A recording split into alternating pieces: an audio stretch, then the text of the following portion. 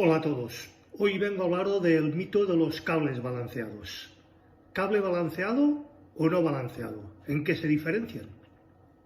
El paso de la señal de audio de un punto A a un punto B, o a un punto B a un punto C, o cualquier letra del alfabeto, se produce principalmente de dos maneras, o bien simétrica o bien asimétricamente.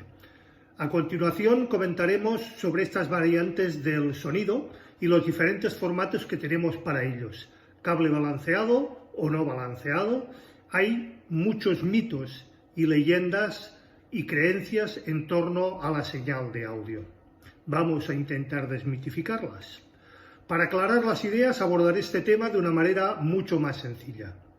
El cable simétrico o balanceado se inventó para resolver el problema fundamental de la transmisión sonora.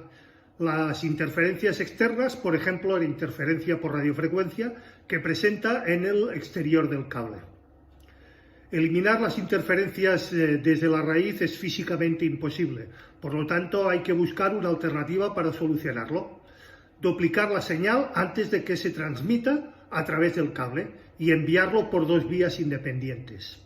Más que importante, una de las dos señales tiene que circular con la polaridad inversa. Es decir, una así y la otra así. A este proceso se le llama el balanceado. Al llegar al final del cable, las dos señales en cuestión se pueden acoplar o mezclar, ya que se anulan entre sí a causa de la polaridad invertida de una de ellas, como hemos dicho. En este punto, la fase de una de las dos se recupera y se mezcla con la señal original. Pero ¿y entonces? ¿Dónde surge la magia? El ruido de fondo, interferencia, se produce a través de ambas señales del cable.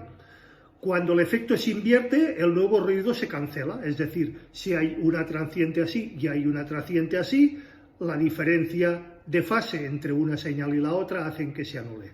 Como podéis entender, el cableado balanceado es una opción perfecta para reducir las interferencias y obtener una buena calidad de sonido, sobre todo en caso de muy largas distancias y presencia de aparatos electrónicos a lo largo de la ruta recorrida por el cable.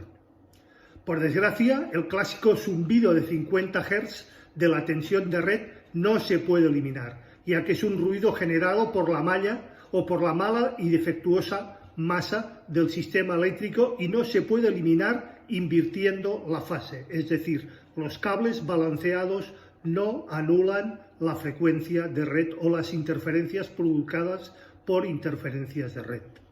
Con el propósito de que la señal se transmita correctamente, es fundamental, o más que fundamental, contar con un equipo adaptado en ambos extremos del cable en cuestión. No solamente sirve que el cable balanceado vaya con BNCs a un lado y en el otro tengamos NRCAs, no sirve de nada. Tiene que haber cable balanceado en un extremo con BNC y cable balanceado en el otro extremo con BNC o con Canon, que viene a ser lo mismo. Por ejemplo, la señal producida por una cápsula sería más que conveniente que estuviese balanceada, ya que tiene un nivel de señal muy bajo y muy vulnerable a ruidos e interferencias externas antes de entrar en el preamplificador. Afortunadamente, las entradas de muchos previos modernos permiten tratar la señal de las dos maneras, tanto balanceadas como no balanceadas. A menudo las entradas de línea se presentan en formato XLR o Canon o BNC, adaptando conexiones balanceadas, pero también permiten conectar cables RCA, por lo tanto también aceptan las señales sin balancear. Es imposible contar con una señal balanceada en presencia de un solo conector RCA, como ya hemos dicho, perdiendo por tanto todo el poder de transmitir la señal invertida de la que ya os he hablado. Pero no te preocupes, no hay riesgo de dañar absolutamente nada. Si accidentalmente coinciden ambos cables, lo peor que te puede pasar es que no escuches nada, que no suene nada. También se habla de señal balanceada y de no balanceada en el mundo digital, donde la interferencia o ruido puede ser todavía más incisiva y más invasiva, ya que no permite a la interfaz usada interpretar adecuadamente la señal digital. Los formatos coaxiales SPDIF y el formato AES-EBU no difieren mucho en su tamaño con las diferencias físicas de transmisión. El primero utiliza conectores RCA, mientras que el AES-EBU se presenta con un clásico conector tipo tripolar o cable balanceado XLR o BNC. Conclusión: la transmisión balanceada es la opción preferida para obtener una señal exenta de todo tipo de problemas. En el mundo de la microfonía profesional es la única transmisión posible, mientras que en otros sectores se prefiere tener sistemas compatibles, conectores XLR o TRS. Cuando se tienen que utilizar cables realmente largos, hablamos de decenas de metros, reducir o recurrir el tema a un cable balanceado es prácticamente obligatorio. Además, los cables balanceados son capaces de mantener el nivel de señal requerida por los micrófonos sin pérdidas. En resumen, todo lo que se encuentra bajo el manto de la señal es preferible utilizar cables balanceados siempre que no sea posible. Cuando la distancia es un problema, es mejor utilizar un cable balanceado, no siendo en absoluto necesario en distancias cortas. No sirve absolutamente para nada.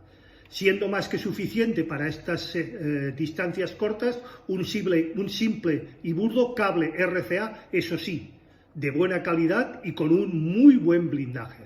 Tampoco son necesarios en todas aquellas señales altas. Por ejemplo, los cables de altavoz. Es absolutamente de tontos blindar un cable de altavoz. No sirve absolutamente de nada. ¿Por qué? Porque en estas señales circulan señales altas que no están expuestas a ningún tipo de problemas de los comentados. Tendrán problemas por su inductancia o por su capacitancia, pero no por las señales externas, por interferencias o parecidos. Y finalmente, proponeros una consideración. Si un solo cable o dos o tres cables nos generan tantos problemas, imaginaros en un directo, en televisión o en un estudio de grabación, donde se manejan 24, 32, 48, 128 o mucho más canales de audio.